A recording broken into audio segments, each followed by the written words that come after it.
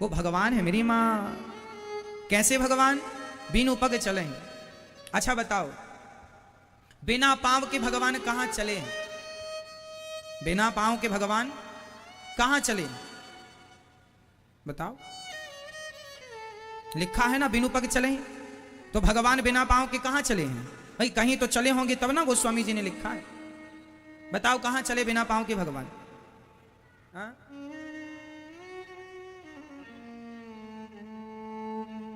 बिनु पग चले, बिना कान के कहां सुने राम?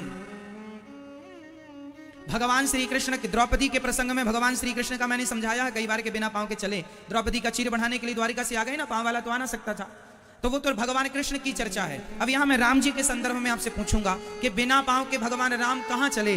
कौन से चरित्र को देखकर गोस्वामी जी ने ये चौपाई लिखी? बताइए, फटाफट बताइए, राम जी बिना पांव के कहां चले हैं? ये बात उन दिनों की है जब राम जी छोटे से थे। माता कौशल्या अपने लाला राम का श्रृंगार करके पालने पर लिटाई थी, और माता कौशल्या रंगनाथ भगवान की पूजा करने जब गई, अपने इष्ट की पूजा करने जब गई पूजा घर में, तो माता कौशल्या ने एक तरफ तो भगवान को सुला दिया था, और वहां जाकर देखा तो वहां राम जी बैठे नजर आए। यहां गोस्वामी जी वहां लिख रहे हैं, यहां वहां दुई बालक देखा। माता जी ने देखा कि सामने राम बैठे, अरे मैंने तो अभी सुलाया, भाग कर आई तो पालकी पर भी लेटे थे और सामने भी लेटे थे, तो बिना पांव के वो यहां से वहां चले गए। पांव वाले थोड़ी चल सकते थे कि मैं यहां भी दिखूं, वहां भी दिखूं, मैं यहां भी दिखूं, मैं वहां भी दिखूं। ये इंसान नहीं कर सकता, ये कौन कर सकता है? तो बिनु पग चले, भगवान है बिना पांव के चल गए, बिना पांव के चल गए, तो बिनु पग चले, सुना ही बिनु काना। अब बताओ राम जी ने बिना कान के कहां सुना? वो कौन सा प्रसंग है जिसके कारण गोस्वामी जी ने ये चौपाई लिखी है? मैया सोना नहीं है, सवाल का उत्तर देना। मैया खूब सो रही हैं। मैया काहे सो रही हो इतना? और कान में किसने मार दिया?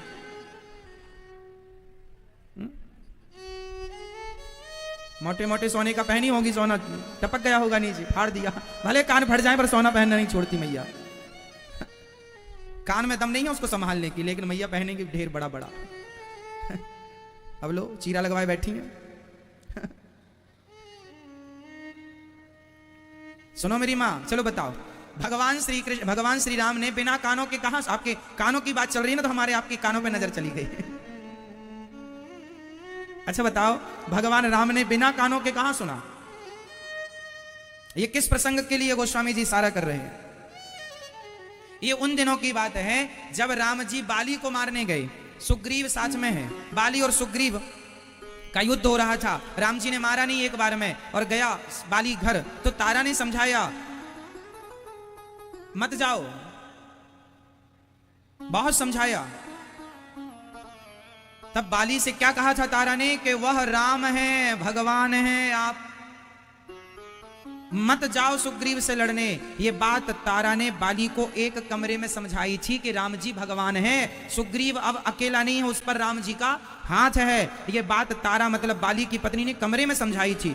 और राम जी ने जब बाली को मारा और बाली ने कहा आपने हमें छिपकर क्यों मारा, तब राम जी ने कहा तेरी पत्नी ने तुझे समझाया था, तूने समझा नहीं। बाली चक्कर में पड़ गया, मेरी पत्नी ने तो कमरे में कहा था, तुमने, मेरी पत्नी ने कमरे में कहा था, इन्हें कैसे पता चल गया?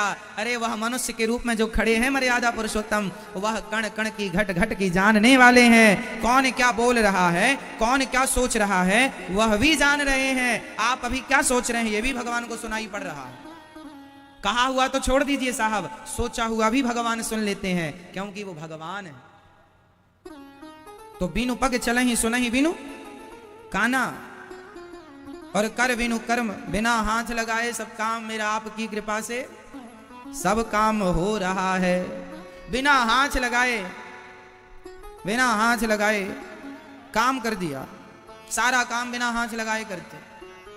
अच्छा बताओ, राम जी ने बिना हाथ लगाए कौन सा काम किया? बोलो मेरी माँ। बिना हाथ लगाए सब काम करते। इस बात के बहुत सारे उत्तर हो सकते हैं। जैसे हनुमान जी जब लंका गए तो किसी ने हनुमान जी से पूछा आप लंका आए? बोले आप हम नहीं आए, हमें राम जी ने भेजा है। कैसे भेजा है? हनुमान जी स्वयं कहते हैं, गोस्वामी जी लिख रहे हैं कि प्रभु मोद्रिका मेली मुख माही, जलधि लांघ गए अचरज नाही। जिनके नाम को हमने अपने मुख में रखा है, उन राम की कृपा से उनके बिना किए ही, उनके केवल संकल्प मात्र से हम समुद्र पार कर गए। तो बिना किए सब काम हो गया। अंगद ने पांव जमाया, मेघनाथ भी हिला ना पाया, तो अंगद का बल था क्या? बिना हाथ लगाए भगवान ही तो सब कर रहे हैं। बिना हाथ लगाए सेतु का निर्माण किसने कर दिया? है ना? बिना हाथ लगाए भगवान ने इतना बड़ा कार्य कर लिया, बिना हाथ लगाए सेतु का निर्माण।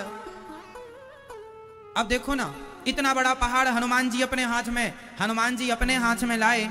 ये हनुमान जी का हाथ नहीं था साहब, ये तो हनुमान जी जो करते हैं वो भगवान बिना कहे बिना किए, केवल भगवान के संकल्प मात्र से हनुमान जी वह कर देते हैं जो भगवान उनसे कराना चाहे। तो बिना हाथ लगाए सब काम भगवान ही करा रहे हैं। राम जी का कार्य राम जी ही करते हैं, कोई वो निमित्त बना देते हैं सबकी बड़ाई बढ़ाने के लिए।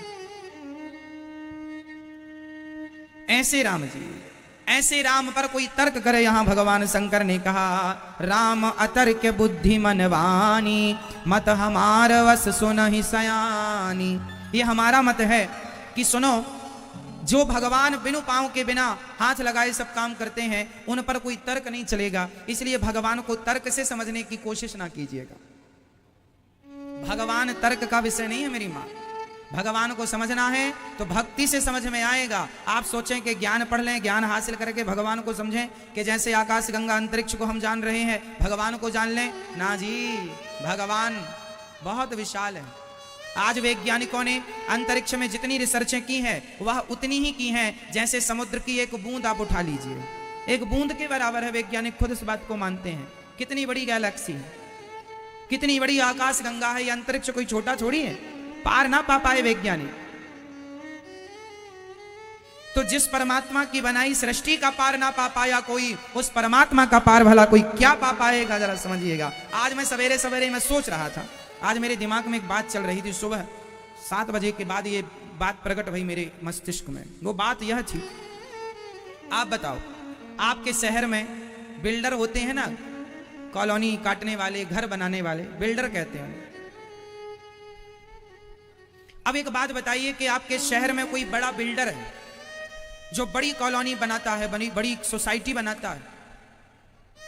तो जो बिल्डर सोसाइटी कॉलोनी बनाता है ना, वह कॉलोनी में सड़क बना कर देता है, वह बिजली की तैयारी कर देता है, खंबे इत्यादि ट्रांसफार्मर इत्यादि लगा कर देता है, वह नाली बना कर देता है, वह पानी की सप्लाई देता है। बोलो हाँ या ना? लगभग ये चीजें उनको देनी जरूरी है। भाई सोसाइटी आपने बनाई है और आप लोगों को बेचना चाहते हैं तो सड़क उसमें होनी चाहिए, बिजली होनी चाहिए, पानी होना चाहिए, है ना? ये सब उसमें सुविधाएं होनी चाहिए, तब ना कोई खरीदेगा। अब पानी नहीं है, बिजली नहीं है, सड़क नहीं है, वहां कोई प्लॉट भी क्यों खरीदेगा? तो बड़े बड़े जो बिल्डर होते हैं वो पहले व्यवस्था लाइट, पानी की और सड़क की करते हैं, तब वो सोसाइटी में लोग रहते हैं, तब वहां जल्दी लोग रहते हैं। थोड़ी हरियाली भी हो, पार्क वार्क भी हो। बड़ा बिल्डर है तो पार्क बड़ा बना के देगा, है ना जी? सही है। अच्छा एक बात बताओ, आपके शहर का जो बड़ा बिल्डर है आप उसे कितना जानते हैं? बड़ा आदमी है भाई। छोटा आदमी भी होता है जो 2-4 घर बना के देता है, एक होता है जिसके पास हजारों घर हैं। बड़ा बिल्डर, बड़ा काम, उसकी 50 कॉलोनियां, सोसाइटियां हैं, वो बड़ा आदमी है, वो जल्दी मिलता नहीं है। क्यों मेरी मां? वो बड़ा है। सोचो कि उस बड़े आदमी से आप लोग नहीं मिल पाते जल्दी से, तो सोचो भगवान भी बहुत बड़े बिल्डर हैं। भगवान ने कितना बड़ा आपको व्यवस्था दी है, जरा सुनिएगा। बिल्डर क्या देता है? पानी देता है। क्या देता है? पानी की सप्लाई। इसलिए भगवान ने गंगोत्री से गंगा आदि नदियां निकाली हैं कि इस नदियों के किनारे किनारे अपना घर बनाना, और प्रकाश के लिए सूर्य भगवान की व्यवस्था कर दी है। ईश्वर ने कितनी बढ़िया कॉलोनी काटी है, कितनी बढ़िया सोसाइटी बनाई है। पानी के लिए नदियों की व्यवस्था कर दी, पार्क के लिए बड़े बड़े पर्वतों पहाड़ों की व्यवस्था कर दी, नेचुरल पर्वत नेचुरल हम लोग पार्क देखते हैं, ईश्वर के बनाए हुए, जंगल जिसे कहते हैं, नेचुरल है। सूर्य भगवान अपने आप प्रकाशित हो रहे हैं लोग, बिल्कुल आपको एक भी बिजली जलाने की, लाइट जलाने की कोई आवश्यकता नहीं है। अब सोचिए कि जरा सामान्य से बिल्डर से आपकी बात नहीं होती, वो इतना बड़ा हो गया, तो सोचिए भगवान जिसके ऐसे तमाम और भी अपने काम चल रहे हैं, अनेक ऐसी और सोसाइटियां हैं, ब्रह्मांड निकाया निर्मित माया रोम रोम प्रतिवेद कर। ईश्वर ने जिस घर में आप रहते हैं वो जमीन किसकी है? जहां आपका घर बना है बताओ वो जमीन किसकी है? हम लोग जब किसी जमीन की रजिस्ट्री करते हैं तो वो पहले की भी हमारे पास रजिस्ट्रियां होती हैं, उसके पास कहां से आई, फिर उसके पास कहां से आई, फिर उसके पास कहां से आई, उसके पास। अच्छा, जिस प्लॉट पे आप रहते हैं, आपके रहने के पहले वह प्लॉट किसी और का रहा होगा? बोलो हाँ, जोर से। अच्छा, आपके पहले वो किसी और का था, पर उसके पहले भी वो किसी और का था, उसके पहले भी वो किसी और का रहा होगा, उसके पहले भी किसी और का रहा होगा, उसके पहले भी वो किसी और का रहा होगा। तो ये बताओ कि सबसे पहले वो किसका था? जोर से। सबसे पहले तो आप भगवान के ही प्लॉट में रह रहे हैं, वो सबसे पहला प्लॉट भगवान का था। तो सबसे बड़े बिल्डर भगवान है, हम उनकी बनाई सोसाइटी में रह रहे हैं और उनकी नेचुरल व्यवस्थाएं। पहले के जितने भी, पुराना भारत उठाकर देखिए, पुराने भारत में जितने भी पहले नगर शहर होते थे वह किसी ना किसी नदी के किनारे होते थे। बोलो हाँ। और पहले हमारे यहां सारे क्षेत्र में नदियों का ऐसा जाल बिछाया था ईश्वर ने, नाड़ी की तरह, जैसे शरीर के प्रत्येक शरीर में नसें चलती हैं, नदियां थी। आप में से ऐसा शायद कोई हो जिसके शहर में, जिसके गांव में, जिसके क्षेत्र में एक नदी ना हो। बताइए आपके क्षेत्र में कोई छोटी या बड़ी नदी है कि नहीं? किस किस के आसपास बड़ी या छोटी नदी है? बोलो, किस किस के पास है? सबके आसपास कोई छोटी बड़ी नदी है। इंदौर में भी एक नदी है, अब उसे नाला बना दिया गया है। पहले हर शहर में नदियां थी, हर जगह नदी के किनारे ही गांव शहर बसाए जाते थे उस जमाने में। क्यों जी? आप पुराने सारे तीर्थ देख लीजिए, हमारे चारों धाम देख लीजिए, कोई ना कोई नदी के किनारे है। हाँ या ना? राम जी 14 साल अयोध्या के लिए निकले, पर रुके कहां? नदी के किनारे ही रुके। पहले की नदियां, पूरी छोटी नदी भी हरी भरी रहती थी, मतलब उसमें पानी। और आजकल तो ये जो छोटी नदियां थी ना, आजकल वो नाला हो गई हैं। बड़े बड़े शहर के नाले, वो नदियां खत्म हो गई, नदियों की जगह नाला हो गए। और आजकल तो लोग नदियों में भी घर बना रहे हैं। कुल मिलाकर ईश्वर ने ये ब्रह्मांड बनाया है। आप अपने शहर के बड़े बिल्डर को नहीं जान पाते, तो सोचिए जिसने ये ब्रह्मांड बनाया उस बिल्डर को आप कितना जान पाएंगे, कितना समझ पाएंगे। इसलिए राम अतर्क है, इसलिए राम और परमात्मा ने आपके लिए पूरी व्यवस्था की है। बिजली की व्यवस्था भगवान ने करके दी है, पानी की व्यवस्था, सड़क वड़क की भी व्यवस्थाएं हैं। अब जहां आप रहेंगे वो बन ही जाएगी। क्यों जी? तो राम अतर्क, बुद्धि, मन वाणी, मन से, वाणी से, बुद्धि से समझने का विषय नहीं, ये तो भगवान की कृपा से। अब भगवान अवतार क्यों लेते हैं यह समझा रहे हैं। जब जब हो ये धर्म की हानि, मैया सो रही हो, मुंह तो खुल रहा है। जब जब हो ये धर्म की हानि, बाढ़ही असुर अधम अभिमानी, तब तब धरि प्रभु विविध शरीरा, हरहि कृपा निधि सज्जन पीरा। भगवान का अवतार क्यों होता? जब जब अधर्म बढ़ जाता है, अनाचार बढ़ जाता है, तब तब भगवान धरती पर मनुष्य का रूप लेकर आते हैं। और वह एक बार, अब राम जन्म के हेतु अनेक, भगवान राम का जन्म क्यों हुआ शंकर जी समझा रहे हैं। उनके जन्म के अनेक हेतु हैं, उनमें से क्या क्या हेतु हैं अब माता पार्वती को क्या सुना रहे हैं, जरा सुनिएगा। एक बार राम जी, एक बार द्वारपाल हरि के प्रिय दो, जय अरु विजय जान सबको।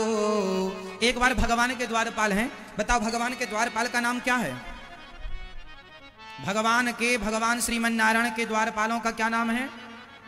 जय और विजय। एक बार जय विजय द्वारपाल थे और वहां पर सनकादि, सनक, सनंदन, सनातन, सनत कुमार, 4 ऋषि भगवान का दर्शन करने गए। तो इन जय विजय ने अभिमान बस रोक दिया, हमारे स्वामी अंदर पड़े हैं, अंदर आराम कर रहे हैं। जबकि भगवान ने कह रखा था कि साधु संतों को कभी रोकना मत, वो आधी रात को आए, हम तैयार हैं। मालिक तो अपनी जगह ठीक होते हैं साहब, ये द्वारपाल बड़ा परेशान करते हैं, है ना। जरा सा पावर मिल जाए तो आदमी उसका प्राप्त हो जाए। भगवान बोले हम तो प्राप्त होंगे, पर उसके पहले तुम्हें ये जलंधर प्राप्त होगा पति के रूप में, पर हम भी प्राप्त होंगे। तो वरदान दे दिया। तो जलंधर उनके पातिव्रत धर्म के बल पर मरता नहीं था, तो भगवान ने जलंधर का रूप बनाकर उनका पातिव्रत धर्म बिगाड़ा और जलंधर मरा। और फिर कहा भगवान ने कि हमको तुमने पति के रूप में चाहा, इसलिए पति बनकर आए। पर माता तुलसी ने श्राप देकर उन भगवान को पत्थर बना दिया, जिन्हें सालिग्राम भगवान कहते हैं। और वही तुलसी के केसों से, वृंदा के केसों से वह शरीर सहित तुलसी के रूप में प्रकट हो गई, जो ठाकुर के ऊपर 24 घंटे चढ़ी रहती हैं। 4 प्रहर 24 घड़ी ठाकुर के ऊपर ठकुरानी चढ़ी। ठाकुर मीन्स सालिग्राम भगवान, ठकुरानी मीन्स तुलसी। सालिग्राम भगवान तुलसी के बिना ना खाते हैं ना नहाते हैं, इसलिए सालिग्राम भगवान को जहां बिठाया करो ना, वहां भी नीचे तुलसी में बिठाया करो। तुलसी की माला में गोल गोल बनाकर आसन तुलसी का हो, या तुलसी का पत्ता रखो। बिना तुलसी के वो बैठना भी पसंद नहीं करते, इतना प्यार देखो करते हैं। आप लोग भी अपनी पत्नी से इतना प्यार कर सकते हैं। सालिग्राम भगवान कितना अपने 10,000 वर्षों तक तपस्या की है, तब जाके तो वही तुलसी के पति जलंधर एक कल्प में क्या बने? रावण। तो एक जय और विजय रावण बने। ये कल्प कल्प की बातें हैं, समझ रहे हो ना। कल्प मीन्स क्या होता है? जैसे त्रेता युग, जैसे अभी ये कौन सा युग चल रहा है, जरा बोल दो पहले, ये कौन सा युग है? कलयुग। कलयुग के पहले कौन सा युग था भैया? सुनो साहब, कलयुग के पहले कौन सा युग था? कलयुग के पहले कौन सा युग था? द्वापर। द्वापर के पहले कौन सा युग था? जोर से। तो जो त्रेता युग था, उस त्रेता में राम जी आए, समझ गए? राम जी आए। तो जो राम जी इस कलयुग के पहले द्वापर, द्वापर के पहले जो त्रेता युग था, इस बार जो राम जी आए, उन्होंने किस रावण को मारा? इन दोनों रावण में से जलंधर या जय विजय, किसको मारा? जोर से। अभी तो और सुनो, तीसरा रावण भी अभी बताऊंगा मैं। नारद जी ने शिव गणों को श्राप दिया, जब अभी मैं कथा सुनाऊंगा। वो भी रावण बने। शंकर जी को, नारद जी को बंदर बना दिया। जब भगवान ने शादी वादी का मन हो गया था नारद जी का, तो बंदर बनना पड़ा था। तो बंदरों ने बड़ी मजा ली नारद जी की, और बाद में दर्पण दिखाया, ये देखो तुम कैसे हो। उन्होंने कहा पहले नहीं दिखा सकते थे, तो जाओ तुम राक्षस हो जाओ। वो शिव गण एक बार एक कल्प में रावण बने, रावण कुंभकर्ण। तो तीसरे वो हो गए, और चौथे और सुनाऊंगा अभी मैं। चौथा भी एक रावण है। प्रताप भानु नाम के एक राजा हुए हैं, जिन्हें संतों ने, ब्राह्मणों ने श्राप देकर के गलती उनने की कि ब्राह्मणों को मांस परोस दिया था खाने में, तो ब्राह्मणों ने श्राप दे दिया, जाओ तुम राक्षस हो जाओ। तो 4 रावणों की कथा तो रामचरितमानस में लिखी है। कितने रावण? जोर से। पहला रावण जय विजय, दूसरा रावण जलंधर, तीसरा रावण शिवगण, और चौथा रावण प्रताप भानु।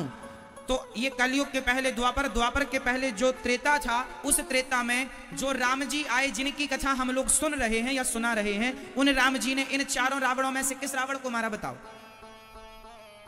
हम लोग जिन राम की कथा को सुनते हैं, उन राम जी ने इन 4 रावणों में से किस रावण को मारा? उत्तर दीजिए। कौन से रावण?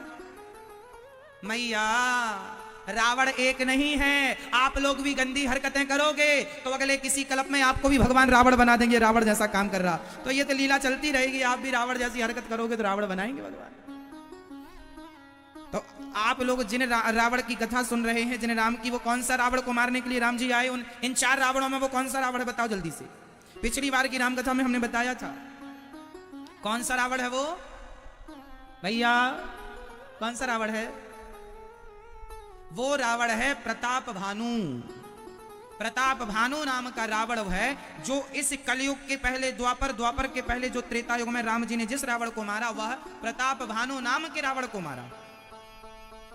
फिर सुनो, फिर क्या हुआ? अच्छा चलो एक बार रिवीजन करो मेरे संग। इस युग के पहले कौन सा युग था? जोर से। द्वापर। द्वापर के पहले क्या था? त्रेता। त्रेता में राम जी आए। अच्छा, त्रेता के पहले क्या था? जोर से। सतयुग। अच्छा, सतयुग के पहले क्या था? जोर से। हाँ, सतयुग के पहले था कलयुग, क्योंकि सोमवार मंगलवार ऐसे ही तो चक्कर चलेगा भाई। रविवार के पहले क्या था? रविवार के पहले क्या था? शनिवार ही रहा होगा। सिंपल है कि सोमवार के पहले रविवार ही होगा, और रविवार के बाद सोमवार ही होगा, मंगलवार नहीं होगा। मंगलवार सोमवार के बाद होगा, समझ रहे हैं। उसी तरह सतयुग के पहले कलयुग था, और कलयुग के पहले फिर द्वापर था, और द्वापर के पहले फिर त्रेता था। तो जो पहला त्रेता था उसमें फिर राम जी ने जय और जो शिवगण थे उनको मारा था, उन रावण को। फिर चलो, फिर उसके पहले फिर सतयुग आया, फिर कलयुग आया, फिर द्वापर आया, फिर त्रेता। उसमें राम जी ने फिर आकर के मारा जलंधर नाम के रावण को। और पीछे चलो, फिर सतयुग आया, फिर त्रेता, फिर कलयुग आया, फिर द्वापर, फिर त्रेता। तो फिर उस त्रेता में राम जी ने जय और विजय को पहले ही मार चुके थे। जय विजय नाम के रावण को पहले ही मार चुके थे। तो ये कथाएं, कल्प कल्प की कथाएं हमारे शास्त्रों में कितनी कथाएं हैं भैया को जगह दो। कल्प कल्प की कथाएं, कहां कहां की कथाएं हैं मेरी माँ। इसलिए आप लोग कंफ्यूज हो जाते हैं कि उस पुराण में तो ऐसा लिखा है, उस पुराण में तो ऐसा लिखा है, उन्होंने तो ऐसा कहा, उन्होंने तो ऐसा कहा। साहब सबने सही कहा, बात है कल्प कल्प की, जिसे कहते हैं कल्प भेद। क्या कहते हैं? अभी कौन सा कल्प चल रहा है? अभी कौन सा कल्प चल रहा है? अभी श्वेत बाराह कल्प चल रहा है। अभी प्रेजेंट में कौन सा कल्प चल रहा है? श्वेत बाराह कल्प। तो कल्प कल्प में हर युग में राम जी का अवतार होता है, ऐसा नहीं है। हर कल्प कल्प में अवतार होता है। परित्राणाय साधूनां विनाशाय च दुष्कृतां धर्म संस्थापनार्थाय संभवामि युगे। युग युग नहीं लिखा, युगे किसी किसी युग में। हर त्रेता में राम जी आते हैं ऐसा नहीं, किसी किसी त्रेता में राम जी आते हैं। किसी किसी त्रेता में भाई सप्ताह में एक बार मंगलवार आएगा, आएगा। उसी तरह चारों युग तो ऐसे ही चलते हैं, सतयुग त्रेता द्वापर कलयुग, सतयुग त्रेता द्वापर कलयुग, सतयुग त्रेता द्वापर। ये कितनी बार युग बीत गए। ये श्वेत बाराह कल्प का 28वां कलयुग चल रहा है। ये कौन सा कलयुग चल रहा है? जोर से। यह इसके पहले इस कल्प में, कल्प कितना बड़ा होता है नहीं पता? 1000 चतुर्युग का एक कल्प होता है। जब 1000 बार सतयुग त्रेता द्वापर कलयुग, सतयुग त्रेता द्वापर कलयुग, सतयुग त्रेता द्वापर कलयुग 1000 बार बीत जाएगा, तब जाके एक कल्प होगा। एक कल्प में 14 मनवंतर होते हैं। 73 चतुर्युग का एक मनवंतर होता। ये गणित लंबी हो जाएगी, आपके समझ में कुछ आएगा नहीं। पर देखो हमारे यहाँ साइंस के पास 2000 साल पुराना इतिहास है, और हम तो आपको लाखों साल पुरानी बातें बता रहे हैं। तो हमारा इतिहास कितना सटीक, कितना प्राचीन है। सतयुग कब स्टार्ट हुआ वो भी तारीख हमारे पास है, हमारे सदग्रंथों में लिखी हुई। युग किस तारीख से, किस तिथि से चालू हुआ ये भी है। तो राम जी के अवतार कल्प कल्प में ब्रह्मा जी की 100 साल की आयु होती है, और ब्रह्मा जी की 100 साल कितना बड़ा? ब्रह्मा जी का एक दिन में ब्रह्मा जी के 1000 बार सतयुग त्रेता द्वापर बीत जाते। ब्रह्मा जी का एक दिन इतना बड़ा। अभी ब्रह्मा जी 50 साल पार कर गए हैं। जब ब्रह्मा जी, ये जो वर्तमान में ब्रह्मा जी हैं अपने वाले ब्रह्मा जी, तो अपने ब्रह्मा जी जब 100 साल के हो जाएंगे ना, तो इनका ट्रांसफर हो जाएगा। फिर हनुमान जी को ब्रह्मा जी बनाया जाएगा। अभी पुरंदर नाम के राजा इंद्र पद पर बैठे हैं, फिर उनका ट्रांसफर हो जाएगा। फिर बलि को राजा बलि को इंद्र बनाया जाएगा। तो ये बड़ी, अब सोचिए जो भगवान इतनी बड़ी व्यवस्थाएं संभाल रहे हैं, उन्हें आप और हम छोटी बुद्धि वाले भला कितना जानेंगे। इसलिए ईश्वर तो एक कल्प कल्प की बातें हैं। जलंधर को राम जी ने मारा जब रावण बन के आया, तासु श्राप हरिदीन प्रणामा। तो ये अच्छा, एक बार नारद जी के श्राप के कारण भगवान को आना पड़ा। नारद श्राप दीन एक बारा, कल्प एक ते ही लगी अवतारा।